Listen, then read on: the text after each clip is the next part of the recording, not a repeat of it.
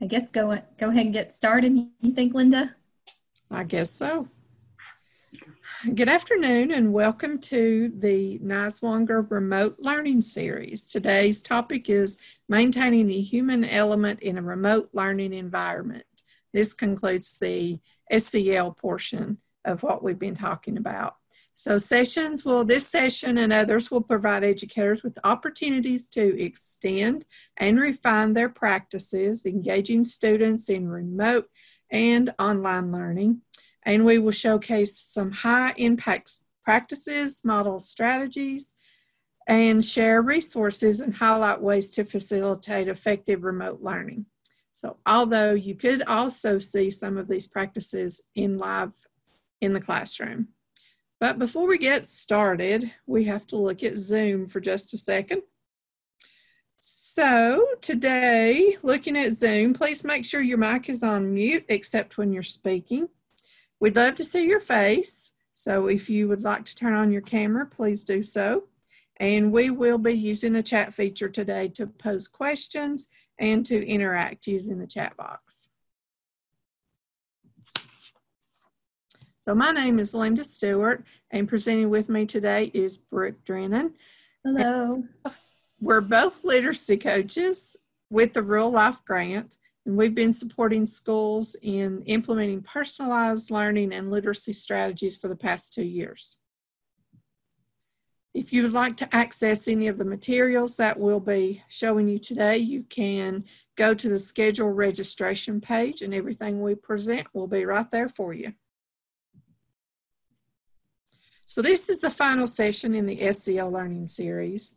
We hope you've gained a better understanding of SEL and have taken away some actionable strategies and resources that you can incorporate into your day. If you missed any of the previous recordings, don't forget the recordings are recorded and they are on our site. I'll hand it over to Brooke. Thanks, Linda. Well, hello, everyone, and thank you so much again for joining us today. We're going to kick off with a little intro activity using Google's Jamboard app. And so if you would just take a look at the link. This is linked on the slides and also in your participant links doc that you'll find in the resources page. You can find it there as well. We're just going to share one rose and one thorn. So one positive thing that's going on today and one negative or less than positive thing that's going on today or this week. And you can choose your level of vulnerability here. So it doesn't have to be something huge. It doesn't have to be something too personal, especially since some of us may not be as familiar with others. So because we're kind of a mixed group here and not really a class, like I would typically use this activity with my class, but since we don't have that sense of community yet and we're still working to develop that, you can choose how vulnerable you want to be with this today. So it could be something that's a little more low stakes. So to add to the Jamboard, all you have to do is go over and choose the sticky note. And you can use, I used pink for a rose and green for a thorn. So you could just share, again, a positive thing or a rose that's going on this week. And then maybe something that's not so positive or a thorn, something that's happening this week. And I'll give you just a couple of minutes to do that.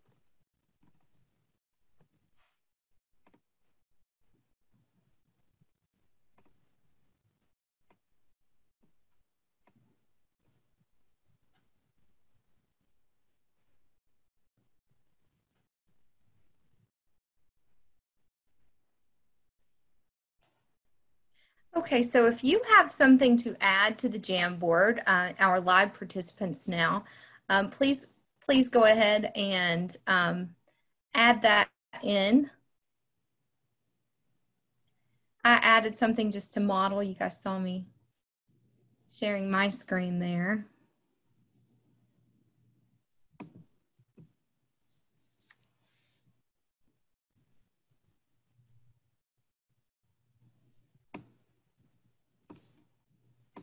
And if you're joining us later asynchronously, you could certainly add to this if you wanted to. Just go through and try out the features of Jamboard if you haven't done this before.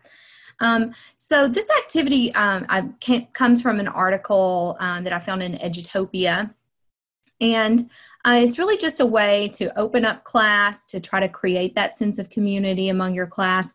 It's something that could work in a virtual environment as well as an in-person environment. You wouldn't have to use an app to do this if you didn't want to. You could just have students go around and share verbally. That gives every student a voice. Takes a nominal amount of time, maybe about 5 minutes, if you really model how students can participate and share without taking up too much time. Of course, you can always give students the option to say pass. And this is not only allowing you time to check in with students and connect emotionally, but it's just a really great way for them to practice active listening, follow group norms.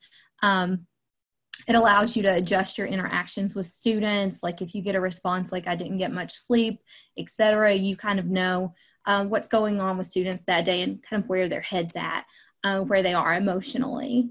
And it also makes students aware of others' emotions, something we've talked about before, not only being self-aware, but also just being socially aware and working on those relationship skills. So knowing how to respond to that as well, you're modeling that. So just a little low stakes way to kick off class and get started and check in with students. One more way that you can just maintain that human element in your remote and in-person learning.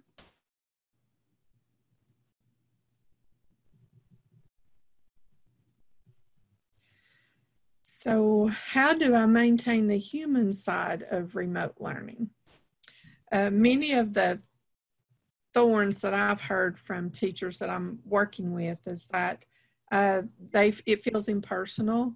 They're not connected to their students, and like there's almost a barrier there that keeps them from being able to have a closer relationship.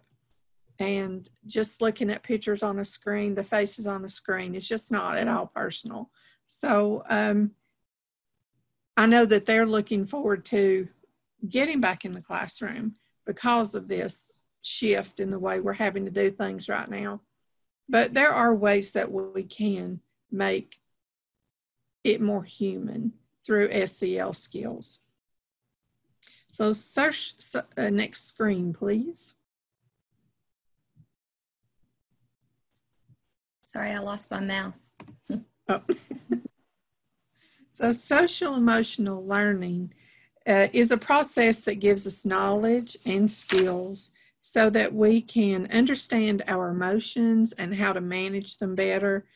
It helps us to achieve and set positive goals, to feel and show empathy, establish and maintain relationships, and make good, responsible decisions. So SEL really is something that we can use in every aspect of our lives, not just in the classroom. So we have been getting all of our information with SEL through the CASEL framework, and it has been promoted. It's promoted to use across multiple texts every day. It's not just a standalone lesson all of the time, though it can be if necessary. And it's about teaching and learning how it happens, how you teach, what you learn. CASEL's widely used framework identifies those 5 key competencies that we've been talking about for the last few weeks. And it looks different in different schools, but it is a way to help students navigate the world more effectively.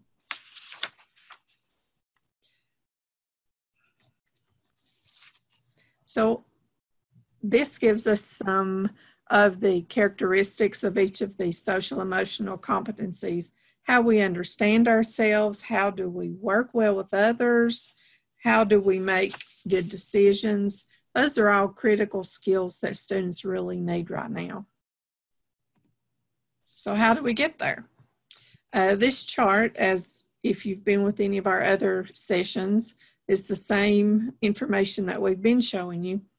But this came from CASEL, their roadmap for reopening. And it was constructed in response to current events. We live in unprecedented times, uncertain times in some ways. And this was to help us return back to school effectively. And just keep in mind that SEL is crucial for the students that we have right now. So let's take a look at research that surrounds the impact of SEL. So I'll give you a second to look at that.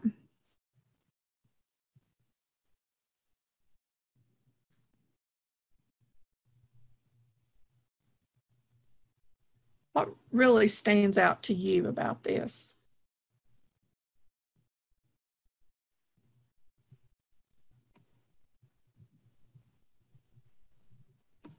Linda, I think something that really resonated with me the first time I saw this infographic was that there's an 11 percentile point gain on standardized achievement tests when schools are utilizing SEL and implementing that throughout the school. So that really shocked me.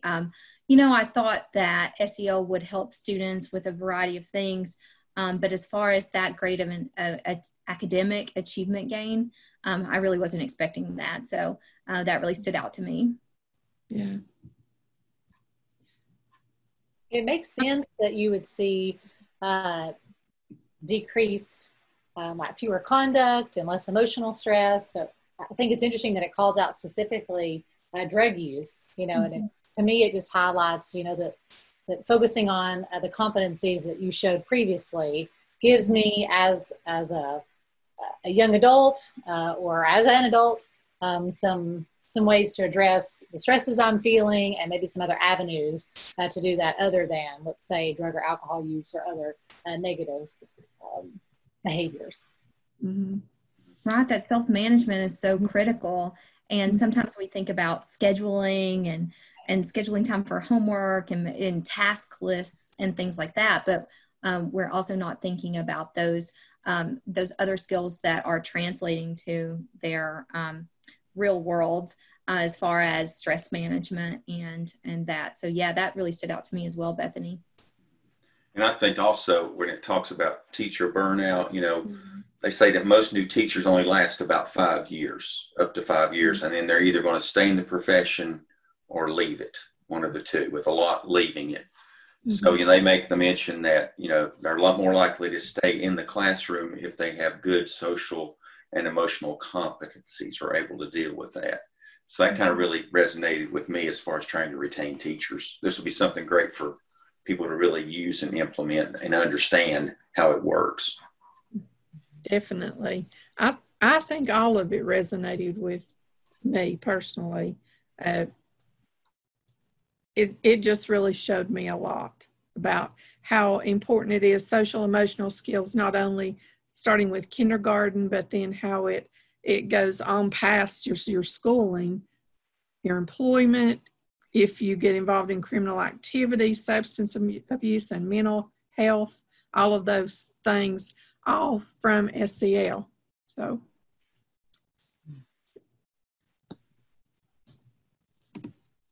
Well, thanks for sharing that data with us, Linda.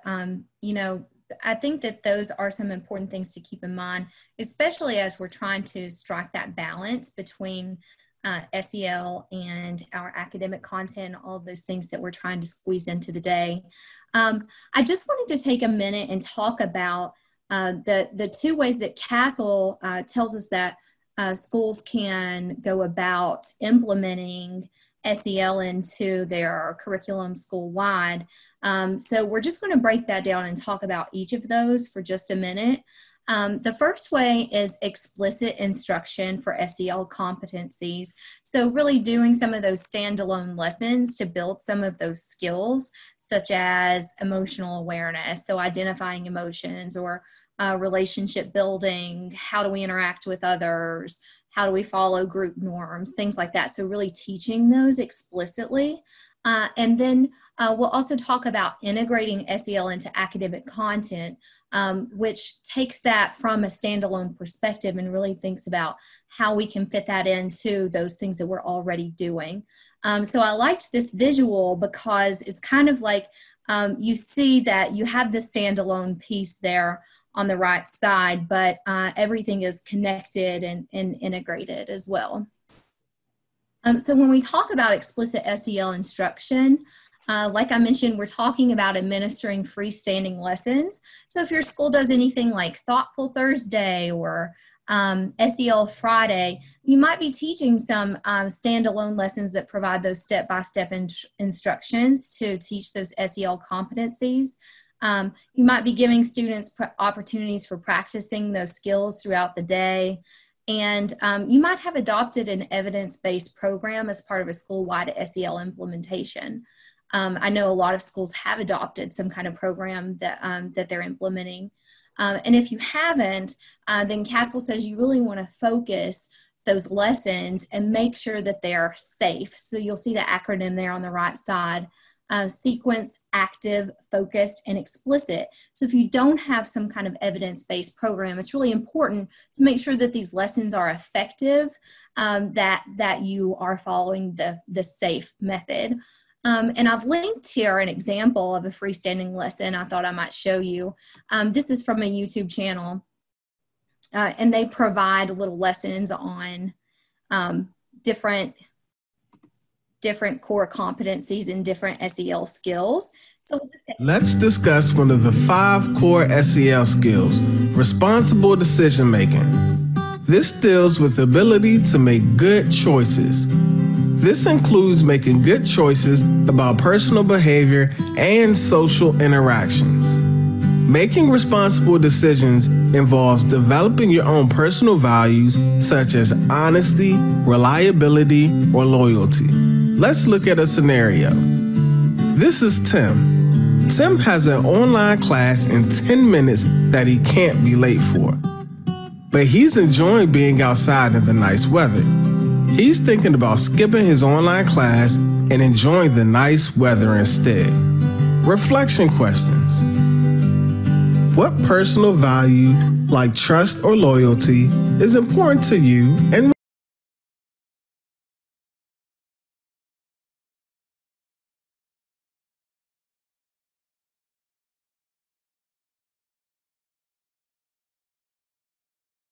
from Lessons for SEL, which is linked there. And so that's a little lesson that you might use as a standalone with your class. And I included that one because that's a skill that we didn't, that's one of the 5 core competencies that we didn't cover in our mini sessions that we've been doing over the past few weeks, and that's responsible decision making. So you might show this to your students. You might pause, have a discussion about some of the topics and the questions that were posed in the video, and just teach them some really explicit ways that they can do decision making. So that would be an example of explicit SEL instruction. And you can find all kinds of great resources online for that. I know a lot of the new ELA curriculum companies like Amplify have included some explicit lessons for SEL competencies for kicking off the beginning of the year. Newsella has a really good SEL curriculum built into what they're offering this year. And Nearpod, I know, does SEL lessons. You can find those all over the web, but you just want to make sure that you're following that evidence-based program, or that your lessons follow the SAFE method if you're doing that explicit instruction. Now, the other way that you can include SEL in your day-to-day is by integrating that into the fabric of your school day. So this is when your SEL-related activities in the classroom focus on helping students to learn, build, and practice those skills that they're going to apply at home in their communities. And they're also connected to your academic curriculum. So you're taking those critical skills that they need in their everyday lives, and you're supporting them in their development of these in a way that's more sustainable over time. So you're doing things like fostering academic mindsets, aligning SEL to your academic objectives, and using interactive instructional practices and structures to promote SEL on your day-to-day. And that's something that a lot of research says is really critical. Integrating that into your academic content proves to really support that transfer of learning and really be key. So those explicit lessons are needed, certainly, because we need to teach students some of those skills that they might not have yet. But also it's really important that we don't just stop there, that we continue to integrate SEL into the rest of our academic content. So I'm going to pop up a quote here from the Aspen Institute report, and just give you a second to read that, and then we'll discuss what stands out to you about that.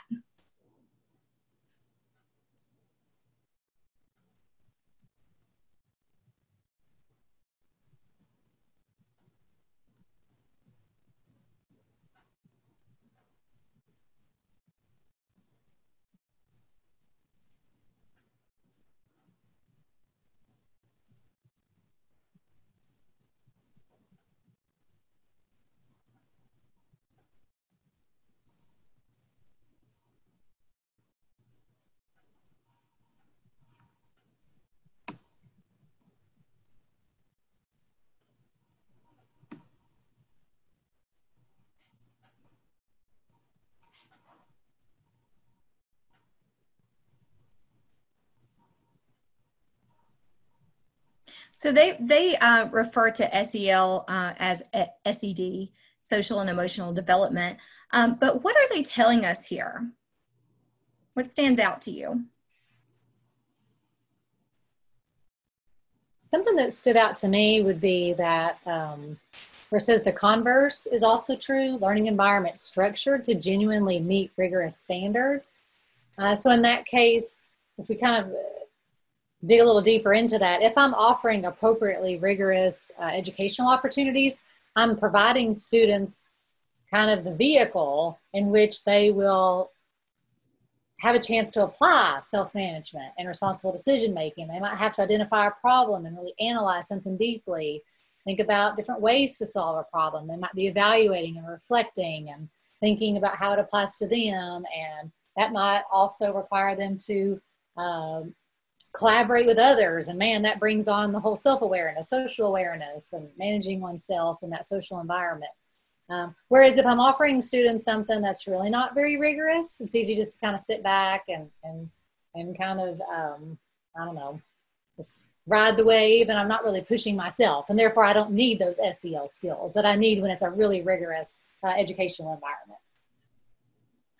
Right. I think that's a great observation about that interconnected relationship that they point out. Any other thoughts on that? Anyone?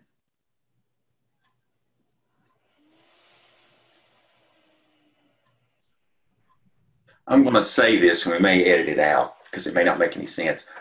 I think sometimes people see SEL as touchy-feely, and it's not really designed for an AP class or something like that, where I'm trying to get these kids ready for college, and I need to be tough on them and have them ready. But what Bethany was talking about is kind of leaning in the opposite direction, isn't it? Where it's more than just touchy-feely. It's also a way to help kids be ready for college, to deal with the emotions and the stress that they're going to face there as well. So that's just an observation I had about it. I think that's spot on, John. I would say we will not edit that out, because I think that's a really thoughtful connection that you're making there. And I think it's absolutely true that sometimes we don't see this as part of a rigorous curriculum, and we don't see this as something that we have really time for in an academic in our academic curriculum. But marrying the two of those and looking at how they're connected, I think is is a really important, critical part of your academic program. So yes, there's a need for that explicit teaching of SEL skills, but we also need to remember to integrate those into our everyday instruction. Otherwise, the transfer of those skills just really doesn't happen effectively. So students may learn about relationship building on a Friday, but if we're not incorporating that on our day-to-day, then the transfer just really isn't there. And Brooke, I might add too that in some case for teachers, it's not even necessarily doing a lot more, like, oh, I'm already just slammed trying to figure out how to use my new ELA curriculum, for example. Mm-hmm. But it could be something as simple as taking just a few seconds to acknowledge, hey, for example, like, now this question's really tough. Hey, it's going to require you to do X, Y, Z. Call out some type of social emotional competency or one of those indicators off that slide that kind of shows all 5. So it could also just be building students' awareness of the moments where they are asked to use some of those skills, put them in practice, and then reflect on how you did this time compared to the last time you ran into a really hard problem in math class or science or whatever. So it could just be that building out awareness while I'm in the moment of that academic time. Absolutely. Even things like just highlighting different struggles that characters are going through while you're reading literature, or talking about current events in social studies class and how they connect back to historical events. All of those things, I think, are ways that we are including SEL into the curriculum, and we may not even realize that because I know that teachers are teaching and highlighting those skills. So excellent points. Thank you so much. And I think we're going to move on, and Linda's going to talk to us a little bit more about how do we integrate those SEL skills into a busy virtual class that's already filled with academics. So this really just leads right into our discussion. So basically, teachers know we know what teachers are thinking because we have been in the classroom. And I would have said, what, something else? You're going to add something else to my plate? And it's already really full. That's how I would have felt. But after seeing all the research and looking at everything that Brooke and I have been working on the last few months or weeks, I realized the really need and importance of the SEL in with our lessons. And as she said, not just stand alone, but to also do in conjunction with lessons that we're working on. And I know teachers are stressed. Everybody's stressed. Students are stressed. Parents are stressed. We're all stressed with everything. But, it's not one more thing that we're doing. It's not one more thing that we're really adding to the plate. It is the plate. That's a quote from Lisa Zagas. She says that it's not one more thing on the plate, but it is the plate, because students should be first and foremost. How are we going to get them where they need to go? So if you will, there you go. Thank you. So we're going to talk about the 3 R's. So if you're a teacher, you have heard of the 3 R's: reading, writing, arithmetic. And that was something that's always shouted at school with us kids anyway, at my age. And that's a reasonable assumption, being teachers. But really, in this case, we're going to be looking at an Edutopia article called Integrating SEL in the Classroom. And in it, the author, Chris Byron, uses the information from the Aspen Institute, which we've already been referring to here, and it contains practice for integrating different aspects of learning. He states that the key to fostering social and emotional development is a continuing loop in which we first help students understand why the skills are important and how they can be used effectively, then create opportunities for students to practice those skills and provide feedback and time for reflection. And the 3 R's do this. The 3 R's are review, reflection, and recognition. So we're going to do an activity with the 3 R's. It's an article. It's the same article that I was just referring to, integrating SEL into the curriculum, to the classroom. And we're going to read it, and then we'll just talk about it. But if we'd had several participants, we were going to do breakout rooms and work with it. So in this activity, what we would have done was we would have done 3 breakout rooms. We would have had each breakout room read the introduction, and then if you were in breakout room 1, you would have read the first R and the second R and the third R and so on.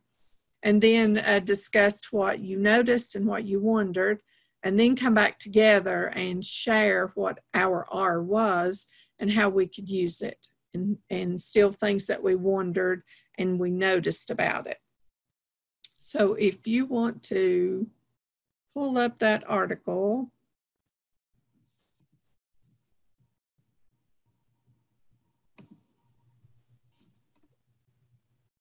And this is linked for you in your participant links doc, and also on the, if you'll see where I just grabbed that on the notes, if you're joining us asynchronously later, you can pull the article from either of those spots.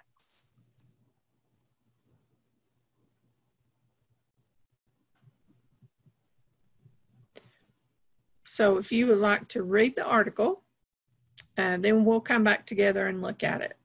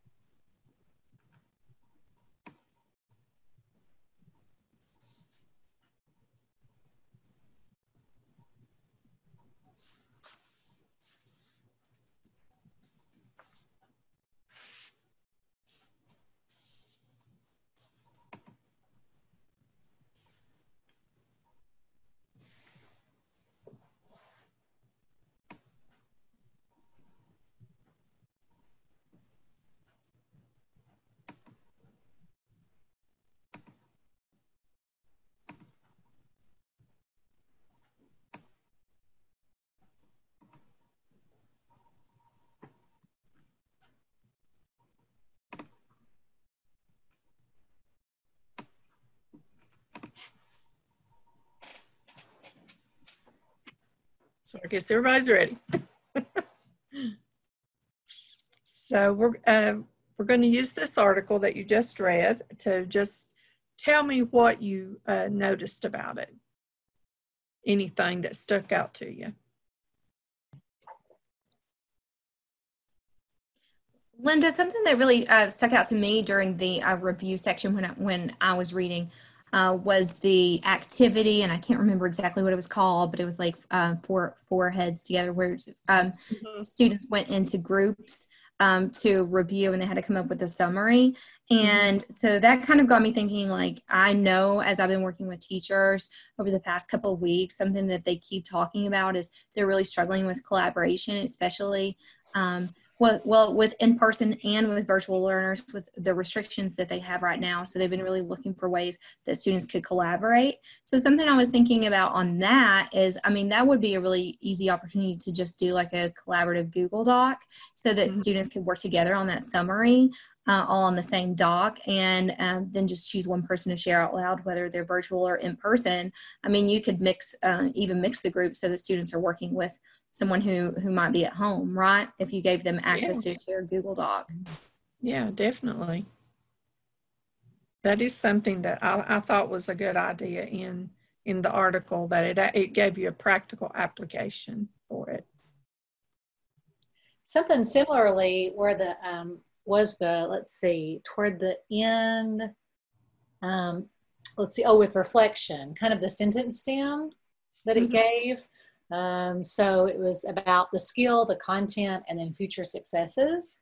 So when I use said SEL skill, when learning how to fill in the blank content, it helps me prepare for whatever future success. So I thought that was a neat way to kind of anchor and help students reflect on not only content, but then how it's going to be applied, and then also what skill they used. Yeah, it's some of these could be very difficult for a student to grasp.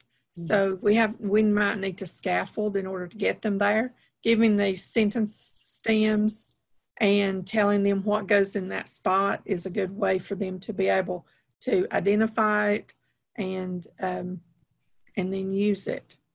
So, anybody else? Well, something that stood out to me about reflection is typically I just feel like I'm just trying to think about that coming at the end of a lesson. We always think like, oh, we're going to get to the end and then we're going to reflect on what we've learned. But I think this article really presented that as coming more in the heart of the lesson, right? So students are reflecting as they're learning. And that's something that I just, that stood out to me as a reminder that I want to do more, is not think about reflection just as a final thing that we do, but something that we're doing throughout our learning. Yeah, like how is it ongoing? Or if I'm in the moment, can I stop and reflect right then on something that happened, or how I use the skill, or what impact it had? And what I also like, though, tied to what you were saying about how we tend to think about reflection as being at the end, is recognition at the end. How we're gonna recognize each other and the way we've demonstrated skills, how we can increase our awareness about certain, actions, let's say, that we want to, put our students' attentions to, and really, surface good models of what we want to see students doing on a more regular basis. I think that's a cool way to end it. I also think that recognition is really important. As I've been working with teachers, another thing that's been surfacing is just that they're really struggling. They don't feel like that they're giving enough attention to their virtual students. So it's kind of a struggle to provide that balance, especially when they're juggling both in the moment, both in-person and virtual learners.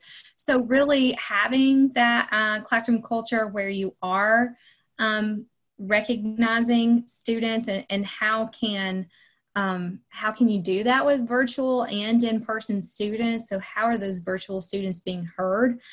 I don't know that I actually have a really concrete answer for that right now, but it's definitely something that we're working on and we're kind of struggling with.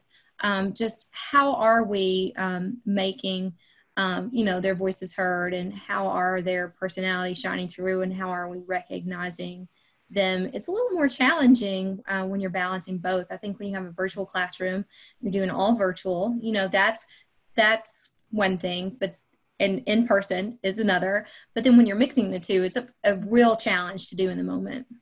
Something that came up in yesterday's session about hybrid teaching is, and John, help me, Linda, help me remember this, but the idea that if you have, I guess, a smart board of some kind, you can actually integrate your online students into the board, like visually, so that as a teacher, I can see you right there, and I can, write on the board at the same time. The kids who are virtually can see what's happening via their Zoom, but their Zoom boxes are on the board. So it's like they're part of the class, and the class can see them, and they can see the class.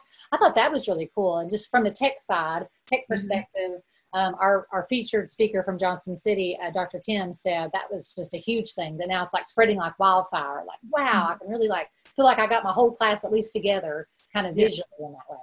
That was kind of exciting.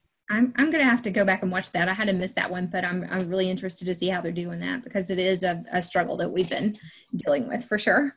John, can you speak any more to that from your tech perspective side? Yeah. Yes.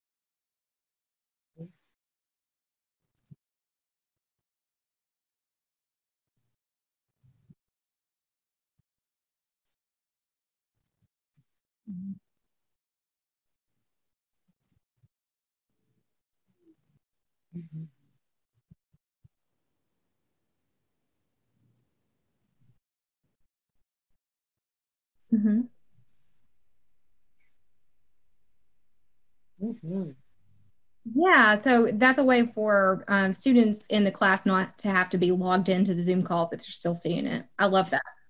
Yes, that's what I've been talking about. So.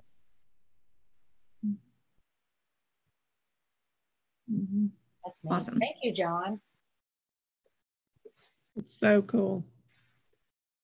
Technology is wonderful when it works.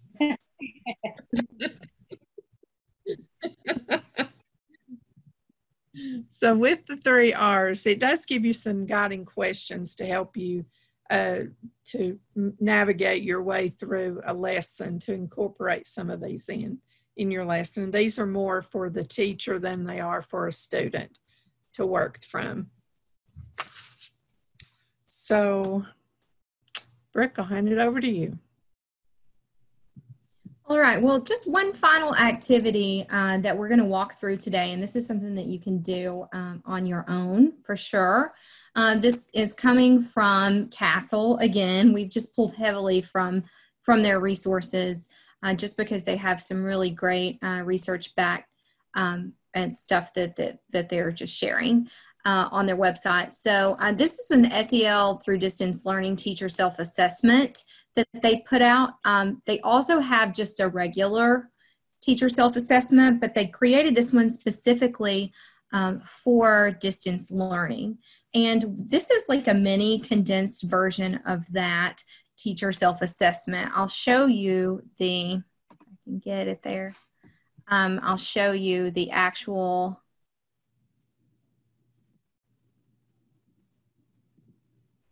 assessment that we pulled this from.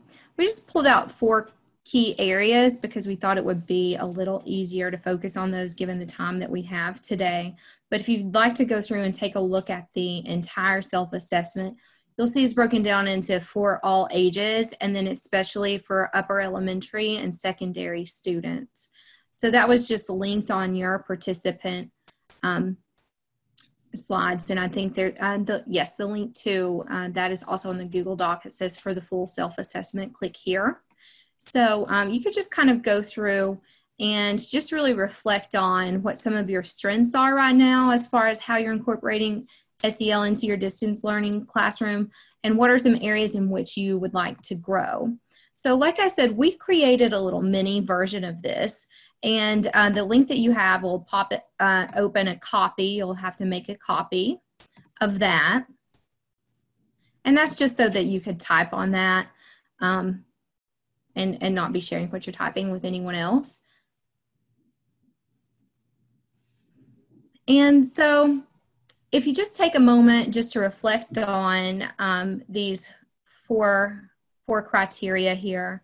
I facilitate virtual class meetings, collaborative classroom websites. Sorry, I'm going to present that so we can see it a little larger. Or forums or other community building activities to cultivate a culture of personal connection and belonging. Learning activities activate students' self and social awareness by asking them to identify feelings, reflect on their experiences, and talk through topics with family members or peers. I coordinate learning activities in which students are able to engage in small group discussions, cooperate, and problem solve with peers. And I regularly request and receive feedback from students about how distance learning is going and how it could be improved, which I thought was a really great idea as well. So we picked out the 4 that really stood out to us as far as themes as we've been working with teachers in schools this year, things that people could really focus in on, things that people have been asking questions about or maybe even struggling with. And then we included some resources that you can use to learn about each one. So if this is my self-assessment and I say, gee, I really need to work on this area, getting feedback from students because that's something that I'm just not doing. I'm giving them feedback, but I'm not really getting feedback from them. Then I could actually go in and work on that one. By clicking on it. I just put it in present mode. It's going to take you to slide 5 if you'd rather just click down there, but it's just linked within the slide. And you're going to see different resources that you can use to learn about how you can more effectively get feedback from students. So doing something like a temperature check survey for virtual check-in. I know we've talked about this as far as self-awareness and having students check in on their emotions. But I think it's also really critical, and you'll see the emotions there, but also really critical to check in with how is their digital learning going. And maybe some of the things that they are planning to do, and maybe if it would be helpful if someone checked in with them. So this is a Google form that you can just go up and make a copy of. And make it your own. Maybe you say, I don't really like that question, or I really want to add in something else. All you have to do is click make a copy. And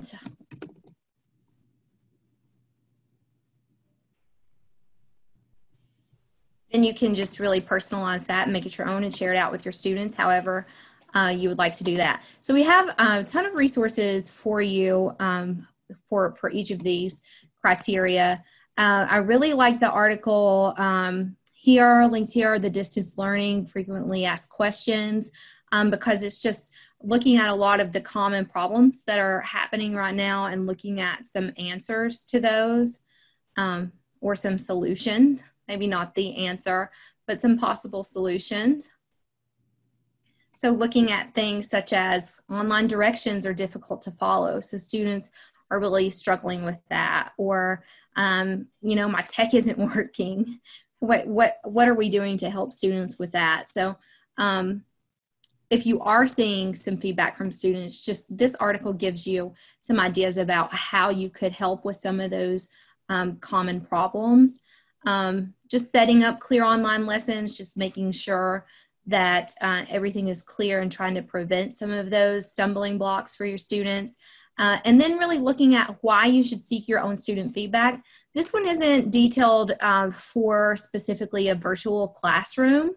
This was published in 2014, but I think it is still timely because it really talks about the benefits as far as preventing discipline, self-preservation, types of questions you can ask, and how you can act on the feedback. So just a lot of good information that you can use to act on, as well as resources that you can take away and use in your virtual classroom. So like I said, for any of these, let's say you wanted to focus on something else, you could take a look at the resources. And I've tried to include a mix of articles that you'll read, and then also things that you can actually make your own, things that might save you a little bit of time so that you can make copies of. All of the things here for a collaborative classroom. these last 3 links are all templates that you can use to make your own as far as virtual morning announcements. I really liked this gratitude and appreciation, which kind of ties back into that recognition aspect that Linda pointed out in the article. And then a virtual class journal. So just a lot of really neat ideas about how students can stay connected and collaborate. And you can still have that feeling of classroom community, even though you're not all together in person. So if you have some time, I know that is a scarce resource always, but if you have some time to take a look at some of these, it might really help you dig into some of those growth areas and help you find some strategies that you can use to implement some of these SEL skills a little better in your distance learning and teaching.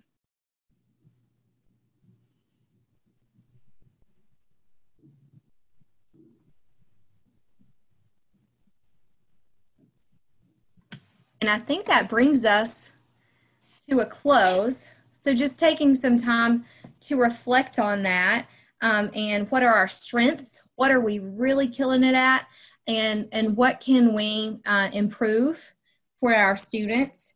And what are some resources that can help us get there?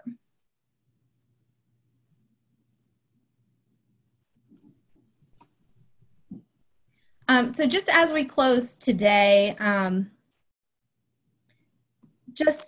like you to think about one thing that you can commit to trying in your virtual classroom next week, tomorrow, maybe next month. You maybe need some time to get started on it, but start small. Think mini as far as right now goes, and just think about one thing that you can try to commit to trying in your virtual classroom next week to maintain the human element and to promote SEL among your students.